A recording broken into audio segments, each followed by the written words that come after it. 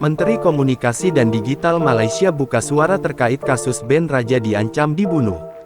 Menteri Komunikasi dan Digital Malaysia Fahmi Fazi buka suara terkait kasus band Raja diancam dibunuh setelah konser di Larkin Arena Indoor Stadium, Johor Bahru.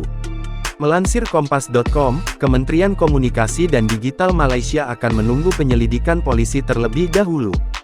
Fahmi Fazi lalu mengimbau masyarakat Malaysia berhati-hati dengan kata-kata, terutama secara online, karena dapat dengan mudah disalahartikan oleh orang lain.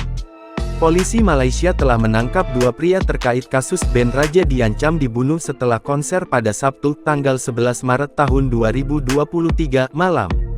Kepala Polisi Johor Datuk Kamarul Zaman Mamat mengatakan, para tersangka berusia 37 dan 48 tahun. Mereka dibawa ke markas polisi distrik Selatan Johor Bahru pada Minggu, tanggal 12 Maret tahun 2023 pukul 15.30 waktu setempat.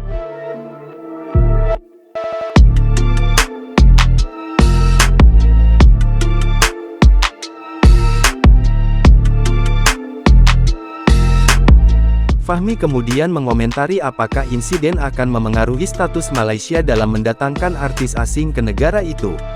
Sebelumnya vokalis Raja, Ian Kasela, menyampaikan bahwa ancaman pembunuhan pada pukul 23.15 itu sangat mengejutkan mereka.